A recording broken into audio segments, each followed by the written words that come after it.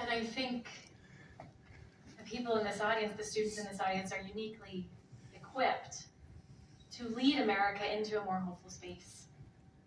We love sharing this message at Christian colleges and universities because you already have the language. You already have the concepts that we need infused back into our society, back into our conversations about policy, right? What is the moral framework under which this nation, this society is operating? We need articulate, not just social entrepreneurs, not just political entrepreneurs, not just economic entrepreneurs. We need moral entrepreneurs who are willing to take that voice and infuse it into the public square in unique and innovative ways. I'm not going to tell you how to do that. That's a tough one, right? In a very secular moment in American history, for people who have a deep sense of virtue and deep sense of right and wrong to come in and say, hey, we have something to add to this conversation and we're not going to be shy about it. That's what happened last time.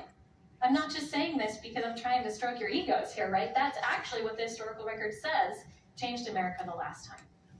So that's one thing that you can do, is find your voice. Figure out how what you know in your heart and in your own spiritual life, how can you translate that into the public sphere? And the other thing that I will just say is go and talk to your neighbor. I'm a little bit preaching to the choir here because on measures of social capital, Utah is off the charts, right? But people come to us all the time and say, how do we fix disinformation? How do we fix all these big problems, political polarization? And I say, do you know your neighbor's name? When was the last time that you asked them about something important? A way that you could get to know them? And people say, I don't know, right? The solution to these big problems is surprisingly granular. So you need to not get overwhelmed by how big the problems are and just start right where you are. One conversation across a line of difference tomorrow. Religious difference, political difference, demographic difference. Maybe you have a conversation with your grandmother, right, to get her perspective. Start there and grow from there, because that's the only way that we're going to reweave our social fabric. So I always hate podiums when I speak because they're usually taller than I am, and it makes me feel a little diminished, but that's okay. I hope you can see and hear me. I am grateful to be here and grateful for this opportunity that Quinn extended to me to speak about my work in the Middle East. And I also appreciate the invocation. I received that blessing offered to me very deeply in my heart, and I have to apologize because I have not spoken publicly about my work in the Middle East for many years. Because I will tell you the end from the beginning here, which is that the work that we began and did for 6 years in the Middle East ended, not in the way that we wanted it to, abruptly and not according to our plan or our timeline. And in many ways that felt like the loss of a child. When you create something to offer to the world, you create it with your whole heart. And so this is something that's very, very close to my heart, and I'm going to try to get through this without being too emotional. I didn't recognize quite how much this was going to hit me. So bear with me. Quinn asked me to start with to answer the question of what is social entrepreneurship. And I've always thought of social entrepreneurship as using the skills that an entrepreneur would use to start a business in order to meet a social challenge. So oftentimes when you think of an entrepreneur who starts a business, usually that means that that entrepreneur has identified some sort of need in society and has some idea of how they might be able to create a marketable solution to that problem or need, right? And they marshal resources and they create an offering and they bring it to the world, and hopefully it solves the problem that people have enough that they're willing to buy the product and it grows, right? That's what we think of as business entrepreneurship. And social entrepreneurship is really the application of those same principles, but in the context of solving the world's most pressing problems. Sometimes we tend to think that it's institutions' jobs, it's the government's job to solve the world's problems. And social entrepreneurship really takes empowerment into the hands of individuals to be changemakers, to be agents of creating a new world, to be agents of solving problems. And I love the idea of social entrepreneurship in that it is very empowering to the individual to create change maybe bigger than themselves, right?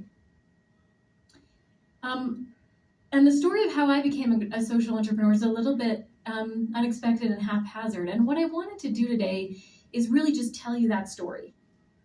Because I could stand up here and say social entrepreneurship is this, and this is how you do it, and here's some tips on getting funds, and here are some pitfalls that you might find along the way, but that's probably going to be kind of a boring, disembodied way to go about this. So instead I thought I would tell you how I came to be a social entrepreneur in the Middle East of all places. So it all started with the Peace Corps. It all started with a feeling of discontent. I just shared this with the seminar group that I was with a minute ago, but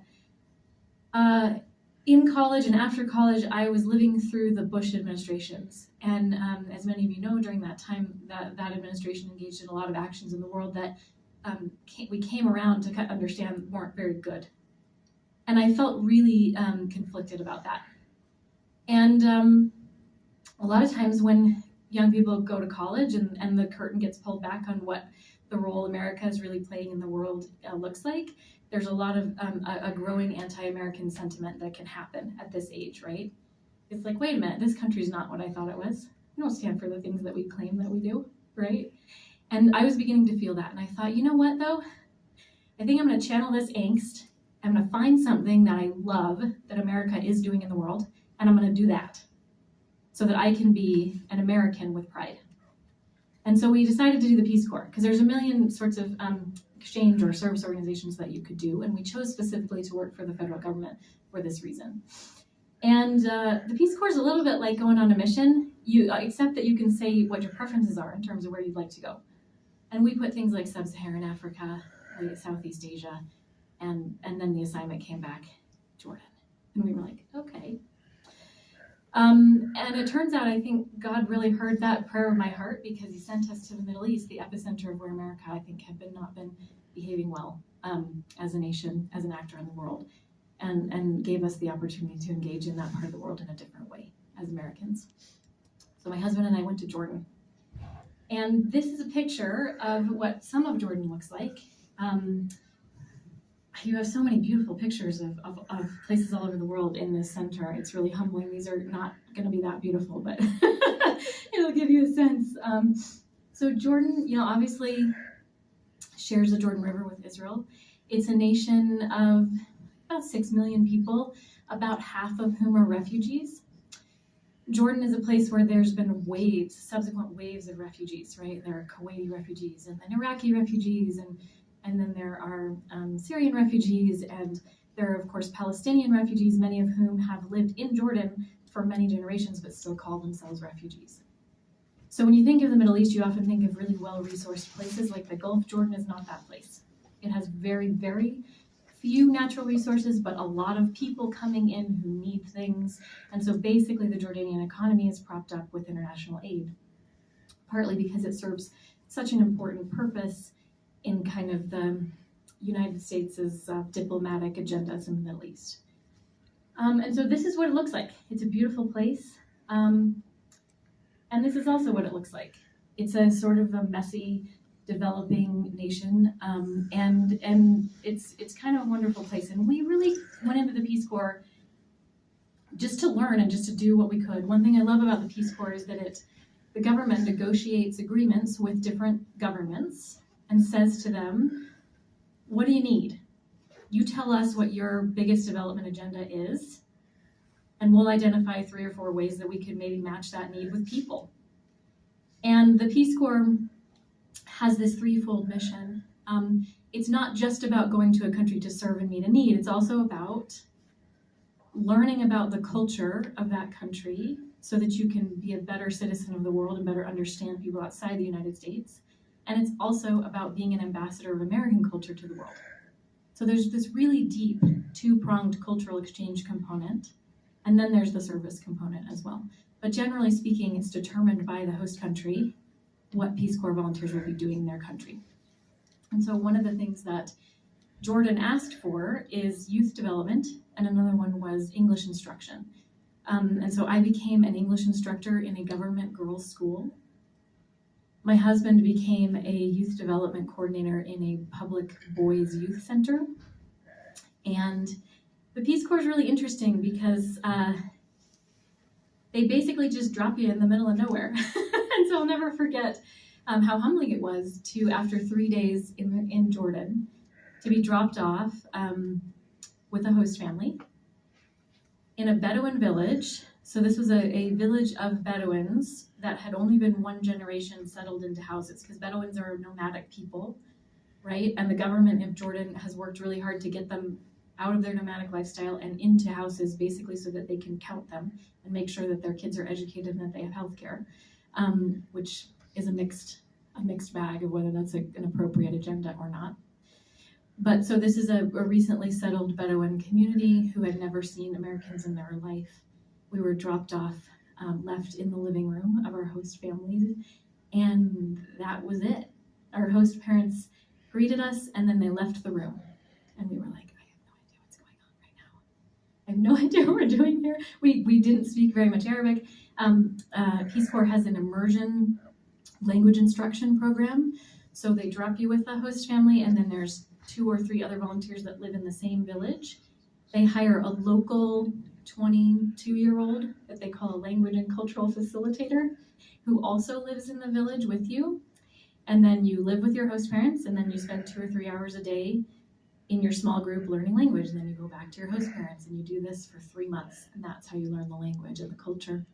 But oftentimes the language and cultural facilitators that they hire grew up in the capital city and don't actually have a clue about life in villages. So it's an interesting experience for all. For them, it's almost as much of a cultural immersion experience as it is for us. So it was challenging and interesting.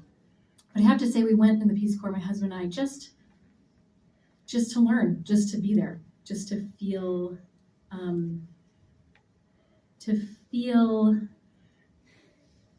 connected to this culture that we knew nothing about. This is a picture of where we were stationed. We were placed for training in a city called Mafraq, which is kind of on the road to Iraq. If you can imagine that part of Jordan that sort of sticks out moving toward Iraq.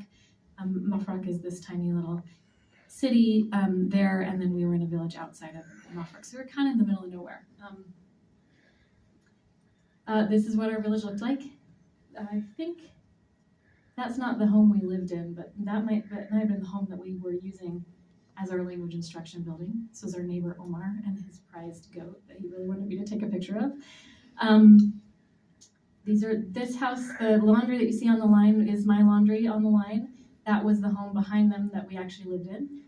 And these are 2 of the young men that we got to know in that village. We really just spent countless hours sitting, drinking mint tea, eating, talking, desperately trying to learn Arabic. I can't tell you how many pounds of goat meat I consumed just trying to be, present for what the cultural habits were in Jordan. The hours I spent watching bad television and explaining that no, not everywhere in America is as violent as inner city Chicago. And spending hours sitting in the principal's office of the school that I worked in while she chain smoked and tried to build trust with her. I mean, it's really, really interesting experiences. We just came with a sense of curiosity, and that's how this all began. These are 2 of the Bedouin grandmothers. These women were nomadic. It's their children that received housing from the government, these cinder block houses in the middle of nowhere. So they have their traditional tattoos, and this is a traditional Bedouin Muslim attire. They were some of the funnest and most wonderful people that we met. These are some of my students. So this is what it looked like to work in a classroom in Jordan. They're gender segregated. So I worked with girls, and they are the sweetest, most wonderful students, the brightest, most curious, funniest young people. And as our sort of undeveloped curiosity developed, we morphed into a mode of observation and careful listening. Once we could really understand the language, we began to really just observe. And we heard concerns and a deep longing for better education. We heard that Queen Rania, the Queen of Jordan, had a big agenda to improve critical thinking in the country. But in the classroom, we could see that nobody really knew what that meant. They were supposedly trained on how to do critical thinking education, and I couldn't see it anywhere that I looked. And so as we heard these longings, my husband and I knew that we had something that could speak to that need. The question was how to bring those two things together. These are some of my older students. This was in the village that we were ultimately placed in. So you do 3 months of training and then you get a placement somewhere in the country where you are on your own. You're no longer in a group of volunteers, you're on your own. And this was in a city called Salt, which is right above the Dead Sea. And it's kind of culturally an in-between between the village life and city life. And these are some of my students there. And the pink building in the background is the school where I worked for almost 2 years. And this is a painting. This is a picture of a mural that some of my students did. And the reason that I wanted to include this in this presentation was because this mural was a turning point for me. So I think young people have this deep learning for creative expression, deep yearning for creative expression, right? And so a group of girls got together and they asked the principal if they could do a mural, something that would make the school prettier and brighter. And the principal said, sure. And she got them some supplies, and the girls must have spent weeks of their free time creating this mural, and it was right by the door to the school, so it really brightened things up. And then a couple of days after they finished, a rainstorm came and washed the whole thing away because they hadn't used outdoor appropriate paint. And something in me just broke when I saw this happen. I thought, this is it. This is the critical thinking that everybody's missing, right? There's all this heart for wanting to make things better and to do things differently, and the adults are trying to get in there and support it, but there are no skills for project planning, basic stuff here, right?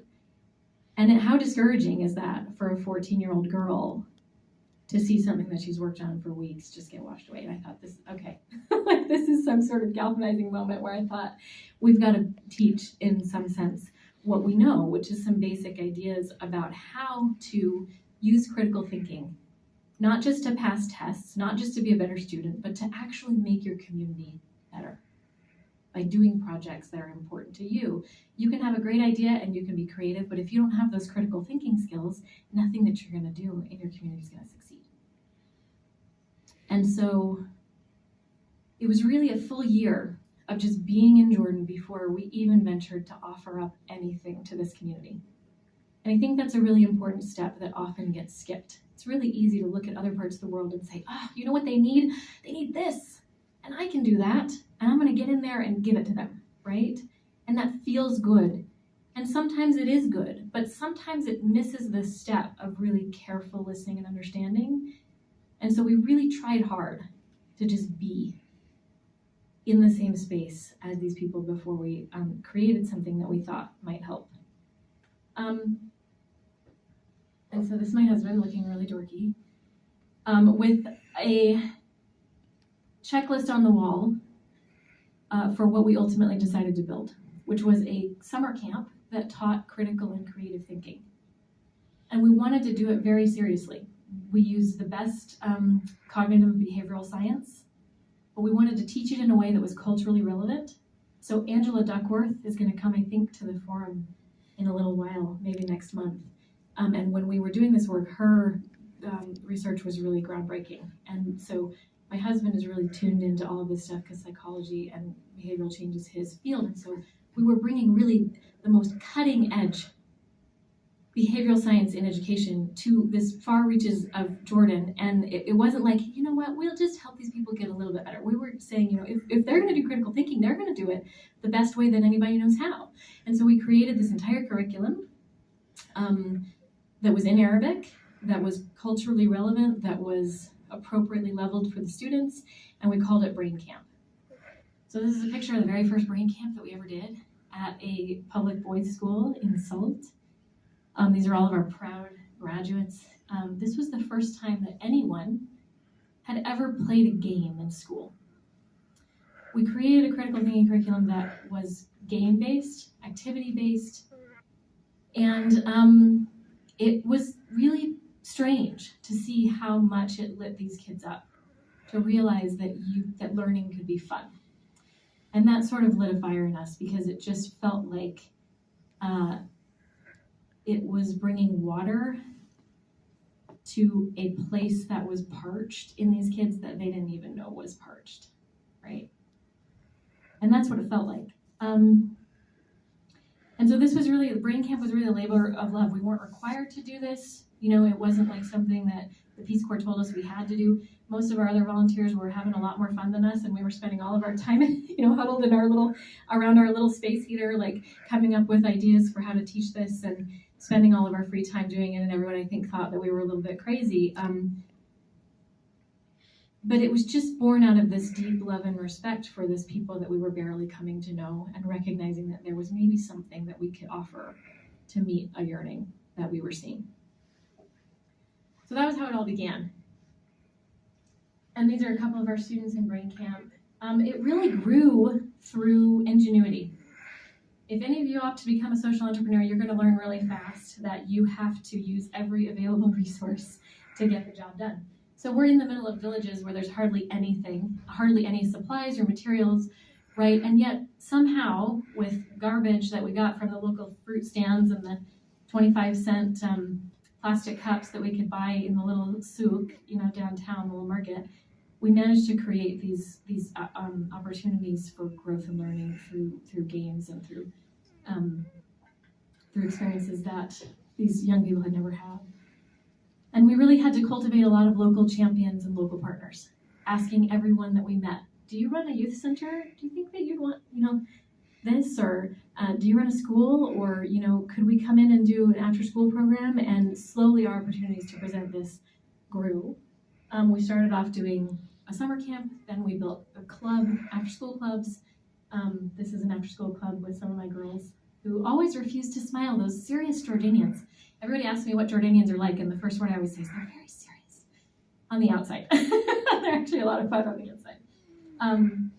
We started training parents. So this is a parent training workshop that I did in the library of my school, training parents on how to do critical thinking at home, how to play games with their kids that were educational.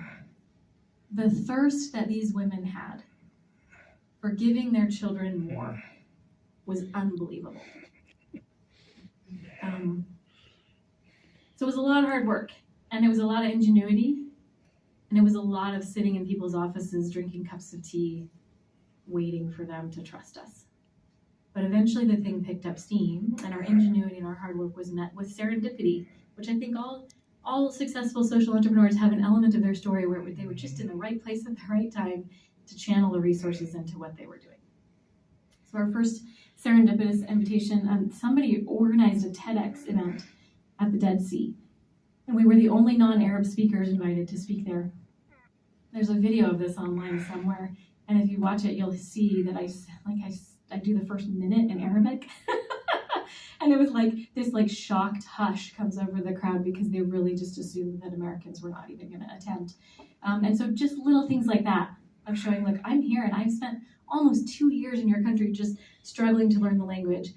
This is who I am. It was amazing how much that opened people up to what we had to say. So we taught about Brain Camp and the amazing things that we were seeing in our students as they engaged with learning in an entirely different way. We also had a serendipitous experience where we met the Queen. We met Queen Rania. I love telling this story because Jordan is, I think, well, at the time, I don't know what it is now, but the time we were there, it was the second most water poor country in the world. So water was very tightly regulated. It only flowed to your house once a week. It was stored in a tank on the roof, and when it ran out, it ran out. So you didn't shower a lot. You didn't do a lot of superfluous things with water in Jordan. So I remember we were doing this summer camp in a little community center somewhere, and I hadn't had a shower in like 3 days. And as a Peace Corps volunteer, you don't have money. I mean, for TEDx, I had to go to the used clothing market and try to find like a pair of pants that I could wear on a stage in front of 1,000 people. And I only had safety pins to try and get them to be the right length. It was. So anyway, we're at this summer camp and I hadn't had a shower in 3 days, and we're doing the Brain Camp, and all of a sudden the entire place goes into military lockdown. we blink and all of a sudden there's all these soldiers coming in. In the Middle East, that's not a really fun feeling to have, because you just never really know what's going on. And before we knew it, in walked the Queen to just visit this summer camp. And this is kind of what royalty do in the Middle East. They just sort of show up and build relationships with people by kind of coming to communities and supporting these things. And so she heard about Brain Camp, and we don't have a picture of all the interactions we had with the Queen. We never got a picture with her. Having a picture with royalty in Jordan is literally a form of currency. Like people hang them on their walls, they carry them in their wallet. If you're in a difficult situation with the police, you just drop the fact that you work for the Queen, and everything changes. It's a different world over there in that regard. So, but we never did get a copy of our picture with the Queen. But this is a picture of us at another summer camp that she organized. And eventually she invited us to partner with her NGO to expand the reach of this program, because she had been working so hard to build awareness around critical thinking. And we had been in the villages building critical thinking programs that were actually getting traction and resonating with local people. And so we were not able to engage in that partnership as Peace Corps volunteers, because we were employees of the federal government, so we couldn't partner with with a foreign national government. But we went home, raised a little bit of money, started an NGO, and that was when Think Unlimited was born. Part of what really motivated us to take this from just being a cool thing that we did in the Peace Corps to becoming a real social enterprise and a real initiative, a real nonprofit, was really just this feeling of how resonant and how relevant it was. I'll never forget in 2011, sitting in my tiny little house in Salt, overlooking the wadi that went down into the Dead Sea, and watching on my laptop screen the Arab Spring begin to unfold. And I thought, that girl is these girls. They're the same girl, right? The young people that were out there protesting in the middle of Tahrir Square were the same kids that we were working with in Jordan. And it was like all of a sudden, this critical thinking and how to work and use your skills to help your community became super relevant. And we felt compelled to do more with what we were doing, because it just felt like this was the moment. And so this is really why Think Unlimited flourished. We were at the right place at the right time, meeting an expressed and felt need of the people that we were working with. And that year in 2011, Time Magazine, they choose a person of the year every year, right, to feature. And in 2011, they chose the person of the year to be the protester.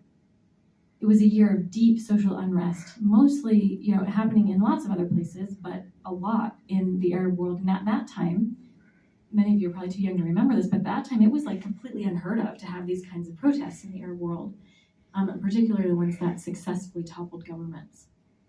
And so again, it just felt like there was this whole generation of 100 million Arab youth who were done and were ready for a new world, but didn't have the skills to get there. And our mission became 100 million solutions, taking young people from revolutionaries and protesters to solutionaries who could build solutions in their communities because they were equipped and empowered to do so. Anybody can protest, but not everybody can build something new in the place of what was torn down. And that was really the gap into which we were speaking. This is a picture of me with our first donation check in my mother-in-law's basement, which is where we were living at the time. So there's this part of social entrepreneurship that's very gritty, right? It's not pretty. And there's a lot of sacrifice involved, because channeling resources to something that most people don't realize is important is really hard work. And that's particularly true of the Middle East. There is a lot of philanthropic support for work with refugees in the Middle East. And we were going to donors saying, we're not working with refugees. We are working with the future leaders of this country who will themselves then solve the refugee problem. So you could give money to Americans to solve the refugee problem, or you could give money to Americans to equip a rising generation to solve the refugee problem. And that didn't fly with a lot of donors. So it was a tough road. It just took a lot of humility. We raised some money, we founded a 501c3. I filled out the 501c3 application myself with a book that I checked out of the library on how to do that. It was like the biggest celebration of my life when we were actually granted 501c3 status by the IRS, because I don't know how that happened. So this is us on the balcony of our first office, sending a thank you to our donors. And Think Unlimited was born. And it was really, most Americans who go to the Middle East are there under the auspices of the government or a major NGO or some kind of massive development organization. And we were there entirely on our own, partnering directly with NGOs. And it was hard. It was something people didn't understand, but we felt like it gave us the freedom to do things differently. And so that's what we did. We started partnering with Queen Ranya's organization to train teachers to be able to administer this brain camp program, so that it wasn't Americans coming in and teaching this, that it was teachers teaching it in the classroom. So these are just some images from those teacher trainings. In order to train these teachers, we had to take them through the curriculum itself. You can't teach kids through games and activities if you yourself have never learned through games and activities. So we have these adult male Arab Muslim men who are very serious, playing games like tangrams and set and other critical thinking. And it was a pretty amazing experience. They were like children, having done something that they've never done before. Here's me teaching the game of set to a group of middle school teachers. So eventually we realized that in order to be a good social entrepreneur, you have to be humble enough to iterate. Iterating means making small changes to your idea until it works. Long story short, it did not work to partner with Queen Ranya's organization. They were kind of a disaster logistically. So we parted ways with them after a year and began partnering directly with universities. We also learned that this curriculum was much more appropriate for college level students than high school students. We developed private contracts with private universities to bring in a credit bearing course. And soon we realized that we needed to recruit culturally and linguistically Arab facilitators of this curriculum, which is what we did. These were young women who had been raised in the West or had some form of Western education, so they understood intrinsically the type of education we wanted to offer to young people, but had cultural and linguistic fluency to be able to present this in a way that students could understand. This was our first staff of facilitators, and we had 4, and then we grew to a staff of 8, and it kind of went from there. Took a lot of tenacity. I have so many stories I could tell you about the crazy things that we went through to get this thing to go, and we don't have time for that, so I'll skip that. But eventually, this social enterprise became a full-blown NGO, a nonprofit with pretty significant funding. We were finalists for the Echoing Green competition, which is a global social entrepreneurship competition. We didn't win that. We did win a major grant from the Draper Richards Kaplan Foundation, which is another social entrepreneurship funder, and that helped us to build a real organization. And I don't know if there's a way, this is a link here. I'm not sure if there's anybody back there in AV, but if so, there's a video here that we can click. Just click the picture and it should take you to the link.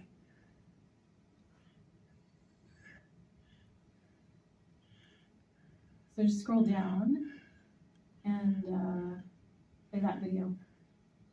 This gives you a sense of what we ultimately ended up with.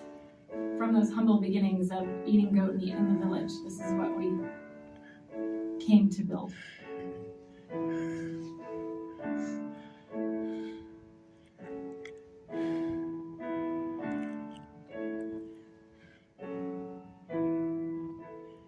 My favorite class was, of course, when we learned about the empathy. I really never know what people were feeling until I think the course I started to be more conscious of what people feel walking in the shoes. Opens up your mind to a whole new level and makes you think outside of the box. And I remember we did the activity where we had the squiggles. We had a weird picture and we had to make something out of it. It was really creative. Like, I've never done anything like it before.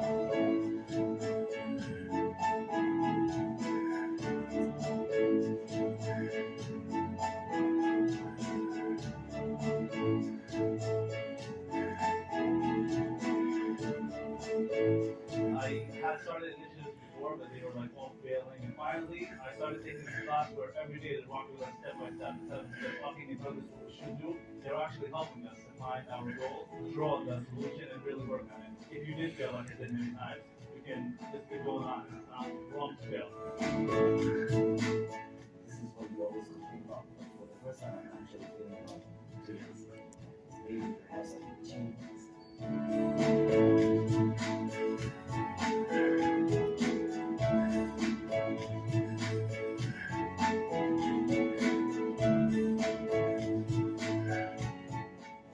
actually get inspired.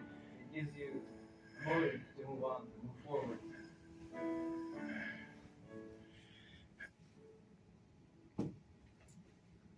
We're very close to out of time, but I will just end by saying this was an amazing and incredible experience, and a genuinely humbling experience. We were working with young people in Jordan during the rise of ISIS. And if you know anything about ISIS, you know that one of the #1 countries from which they were recruiting fighters was Jordan. And one of the universities we were working in is called Zarqa University. It was in the city of Zarqa, which was the home of al-Zarqawi, one of the founders of ISIS. We were literally working. I remember being in a room one time where young people were asked, how many of you have either been directly targeted or know someone who has been directly targeted for recruitment by ISIS? And every hand in the room went up. So we were very much on the front lines of it, morphed from the Arab Spring into trying to fight to give young people a different vision of the future than what ISIS was offering. And the sad part of this story is that ultimately the terrorists won. There was a terrorist incident that happened not even on Jordanian soil. It was actually in Syria, but it was involving a Jordanian fighter that turned the country over, sort of militarized the country overnight. And it became unsafe for us to be hosting these 23, 24-year-olds that we had recruited from all over the world to be our facilitators. We begged our board of directors to allow us to stay long enough to finish out the semester so that these hundreds of kids who had been enrolled in our course would not go without credit. And they allowed us to do that, and then we had to quickly pack up and go home. And I think, not every social entrepreneurship story ends with some quantifiable success. And one of the biggest mistakes we made was that we failed to build up local leadership fast enough. If we had done that sooner, this would still be going today. But because we did not have a fully functional staff that could take it on in our absence, the curriculum is sitting in boxes in my attic right now, awaiting for the right opportunity to go back into the hands of these young people. And I think another mistake that we made was we really burned out. We gave this 110, 150% of everything we had. And it meant that when the real challenge came, we were spent. And we had no fight left in us to keep this going. And so we didn't do it perfect and we didn't do it right. But we had an amazing experience. And I think that what we were able to do endures, mostly because we were aiming to equip a new generation of leaders in the country that we were working in.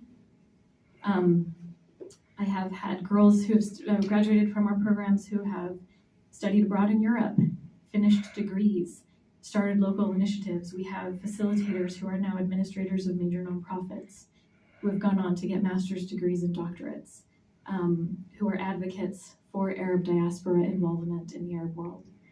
And ultimately, I think we were changed by the experience. We were really humbled by how complicated and hard it is to try to do something good in a really messy world. I would do it again in a heartbeat, but I think I would do it differently. And I'm grateful to have had the opportunity to get to know the Arab people, mostly because it gave me the opportunity to really fulfill that third goal of the Peace Corps, which is to come home to America and communicate to other people what it's really like in the Arab world, to the best of my knowledge. And I hope I've given you a little bit of a sense of what that was like. I've taken most of our time, and I apologize for that, but I'm happy to answer any questions that you have. And I really appreciate the chance to talk with you about this today. Thank you.